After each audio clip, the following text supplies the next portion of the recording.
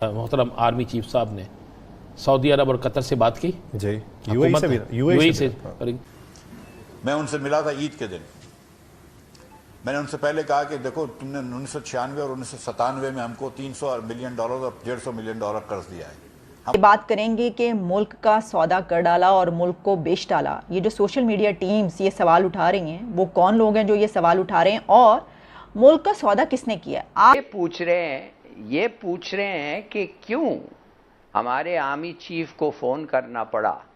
تو اس ابھی وہ واپس کرنے کی پوزیشن میں نہیں ہے. 96-97 کا لون رائٹ, اس کو ری رول کر دو.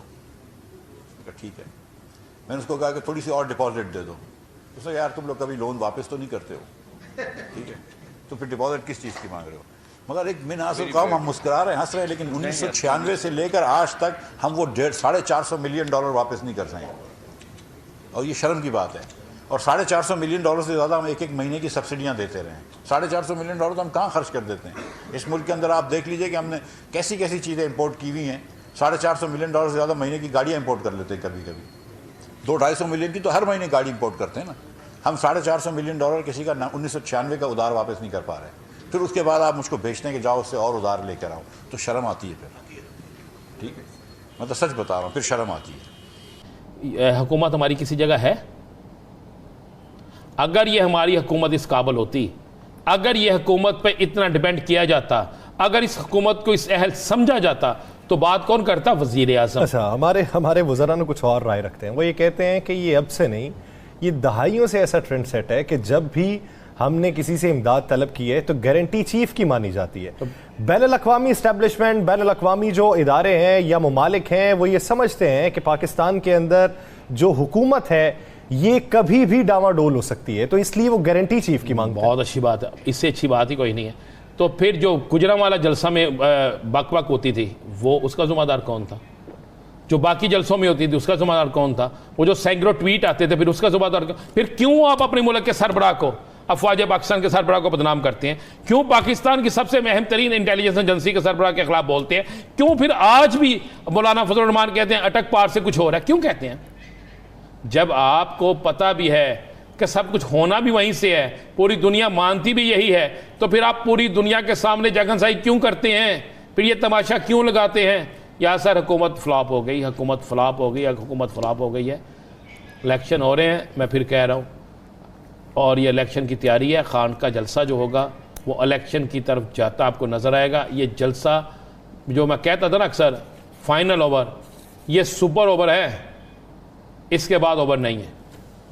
اسی طرح سعودی عرب سے بھی یہ کرنا پڑتا ہے کہ آپ نے $2 بلین کا ڈپازٹ دیا, آپ یہ نہیں بات کر رہے کہ اپنی ڈپازٹ واپس ہم دے رہے ہیں آپ کو, آپ کہہ رہے ہیں مزید $1 بلین دے دو, آئل ہم کو ڈیفرڈ پیمنٹ پہ دے دو, فلاں ہم کو ڈیفرڈ پیمنٹ پہ دے دو, فلاں سے فون کروا دو, شہباز شریف سے فون کروا دو, آرمی چیف سے فون کروا دو.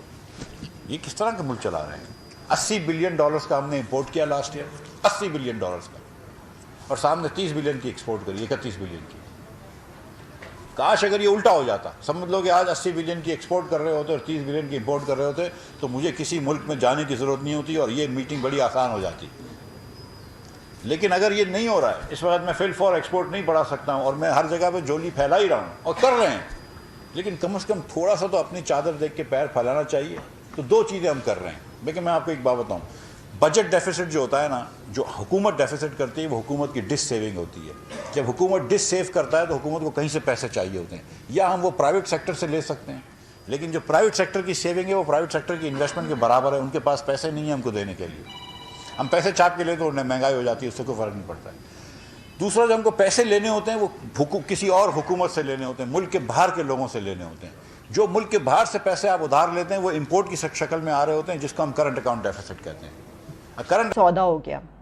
تو میں کہتی ہوں کہ اگر 1% بھی میں ان کی بات پر یقین کر لوں کہ بھائی کہیں نہ کہیں وہ ہو, یہ تو سودا ہو گیا, بھائی بیچ دیا, بھائی ملک بیچ دیا, تو بیچ کے کیا کیا ہے؟ آپ کا ڈالر نیچے لے کے گئے, روپیہ اوپر آ گیا ہے, اور دیوالیہ ہونے سے اگر آپ بچ جاتے ہیں تو سودا کس نے کیا؟ اس نے جو اس ملک کو دیوالیہ ہونے کی دہلیز تک لے کر آیا اور چھوڑ دیا اس دہلیز پر لا کر اس کو. اس کے بعد کہا جی دوبارہ اقتدار چاہیے, اور پھر ہم اس کے جو ہم ابھی تک نہیں کر پائے تو پھر شاید ہم کر لیں. وہ ہے ذمہ دار, وہ اس نے سودا کیا, اس نے بیچا, یا پھر اس صورت میں سودا ہوا اور بکا, اس نے سودا کیا, اس نے بیچا کہ جو اس کو دیوالیہ ہونے سے بچا لے. بتا دیں ذرا مجھے.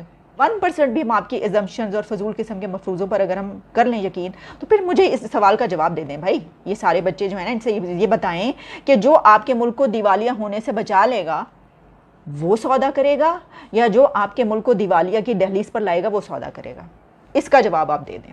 اس کا مطلب یہ ہے کہ ان کو اس لیے فون کرنا پڑا کہ شہباز شریف یا مفتاح صاحب کی بات کوئی مانتا ہی نہیں ہے اور وہ کامیاب نہیں ہوئے. تو انہوں نے پھر ہمارا موسٹ پاورفل فورس جو ہے اور سب کو پتہ ہے, انہوں نے he picked up the phone. مگر میں آپ کو ایک چیز بتانا چاہتا ہوں کہ مفتاح صاحب کی کمپلینٹ جو ہے وہ بڑی جینوئن ہے. مفتاح صاحب کی اس وقت کمپلینٹ یہ ہے سمینہ کہ لگاتار انٹرفیئرنس لندن سے آ رہا ہے ان کے فیصلوں پہ. ہر فیصلے پہ ڈکٹیشن آ رہا ہے لندن سے, اسحاق ڈار سے. اور آپ یقین کریں کہ appointment of state bank governor, ادھر سے بھی یہ بھی ادھر سے ریکمنڈیشنز آ رہے ہیں کہ اس کو کرو اور اس کو نہیں کرو. تو میرے خیال میں یہ ایک عجیب سا ایک سسٹم بن گیا ہے کہ کبھی لندن سے کبھی ادھر سے, کسی کو پتہ نہیں ہے ہوز لیڈنگ دا گورنمنٹ. دوسری بات, اچھی خبر یہ ہے کہ چین نے بڑے جنراسٹی دکھائی ہے. انہوں نے $4.2 بلین کا ڈیٹ رول اوور کیا ہے. 2.3 ہے کمرشل لون اور 2 بلین ہے deposit. First class. Saudi Arabia نے کہا ہے تمہاری آئل فیسلٹی جو تم $1.2 بلین کے لیے ہم نے تمہیں تیل آن کریڈٹ دے رہے ہیں, اب ہم تمہیں 2.4 بلین دیں گے. Very good. ساتھ شاید ڈپازٹ بھی 1-2 بلین وہ کریں فارن ایکسچینج کو بوسٹ کرنا. مگر یو اے ای جو ہے جن سے ہم $2 بلین سمینہ ہم ایکسپیکٹ کر رہے ہیں, وہ کدھر سے آئے گا؟ وہ آئے گا ڈپریشیٹڈ پاکستانی ایسیٹس کے سیلز پہ. اور ڈپریشیٹڈ پاکستانی ایسیٹس کے سیل پہ وہ کوشچن ہی نہیں ہو سکتے ہیں. دا پرائس اور دی اماؤنٹ کچھ نہیں کوشچن ہو سکتا ہے قانون کے مطابق. Murree, P I A, P S O, P R L, یہ سب چیزیں جو بک رہے ہیں ایٹ اے ڈیپریشیٹڈ پرائس آن اے ڈیپریشیٹڈ روپی. تو آپ سوچ سکتے ہیں کہ کتنے پیسے آ سکتے ہیں. اس لیے کہ ایسے کٹ پرائس پہ ہمارے اثاثے بیچنا کبھی کبھی تھوڑا سا آدمی کو یہ ہوتا ہے, برا لگتا ہے. مگر اگر وہ کامیاب نہیں ہیں اینڈ دے آر آل ان لاس, اور آپ اگر ان کو چلا نہیں سکتے ہیں, تو پھر میں بھی کہوں گا کہ پھر بیچو. یو کانٹ میک اٹ رن. تو اگر آپ کو کام نہیں کر سکتے تو بیچو. جی. پاکستان کے army chief general Qamar Javed Bajwa ایک دفعہ پھر سامنے آئے ہیں اور انہوں نے خود محاذ سنبھالا ہے, کیونکہ نظر آ رہا ہے کہ موجودہ حکومت سے معاملات بالکل بھی سنبھل نہیں رہے. دعوے جتنے مرضی کیے جا رہے ہوں, جتنا مرضی یہ کہیں کہ جناب ہم نے ملک کو دیوالیہ پن سے بچا لیا, ہم نے کمال دکھا دیا ہے, معاشی طور پر بہت زبردست ہم نے فیصلے کر لیے ہیں, یہ کر دیا وہ کر دیا, ڈالر نیچے آ رہا ہے, اسٹاک ایکسچینج اوپر جا رہی ہے. لیکن ابھی جو معاشی ماہرین جو بات کہہ رہے ہیں وہ یہ کہ جی یہ سب عارضی نظر آ رہا ہے. اس کے باوجود کہ تاجروں کے احتجاج کے بعد جناب انہوں نے ٹیکس کہا جی ہم فکس ٹیکس واپس لے رہے ہیں, لیکن جو سیلریڈ کلاس ہے وہ لوگ چیخ رہے ہیں جی ہم سے تو ٹیکس لیا جا رہا ہے. تو ٹیکس تو ابھی 30 ارب روپے کا یہ اور لگا رہے ہیں, پھر بھی ان سے معاملات نہیں سنبھل رہے. ہر دفعہ کہتے ہیں جی آئی ایم ایف کی تمام شرائط ہم نے مان لی, ساری پوری کر لی, اب پیٹرولیم لیوی بھی ہم نے لگا دی ہے مزید, بس اب آ رہے ہیں ڈالر, اب آ رہے ہیں, سب ٹھیک ہو جائے گا, فلانا بھی ہمیں دینے کو تیار ہے, بس بات ہوگی ہوئی ہے. مفتاح اسماعیل صاحب بار بار کہہ چکے ہیں کہ جناب 4 ارب ڈالر سب دینے کو تیار ہیں. ابھی تازہ خبر چلیں شکریہ آئی کہ جی 1 ارب ڈالر تو یو اے ای کہہ رہا ہے کہ میں کچھ کمپنیوں میں اثاثے وغیرہ وہ حصص یا شیئرز وغیرہ خرید لیتے ہیں. مگر آپ دیکھیے کہ صورتحال یہ ہے کہ army chief general Qamar Javed Bajwa کو پھر ایک دفعہ فون کرنے پڑے ہیں. اب اس دفعہ جنرل قمر جاوید باجوہ صاحب نے عالمی مالیاتی فنڈ یعنی آئی ایم ایف کی جانب سے پاکستان کو قرض کے حصول کے لیے سعودی عربیہ اور متحدہ عرب امارات کے حکام سے رابطہ کیا ہے. ذرائع کے مطابق army chief general Qamar Javed Bajwa نے سعودی عرب یو اے ای حکام سے رابطے میں انہیں پاکستان اور آئی ایم ایف کے درمیان جاری قرض پروگرام سے متعلق آگاہ کیا. اس رابطے کے نتیجے میں پاکستان کے لیے اچھی خبر متوقع ہے, ذرائع یہ بتا رہے ہیں.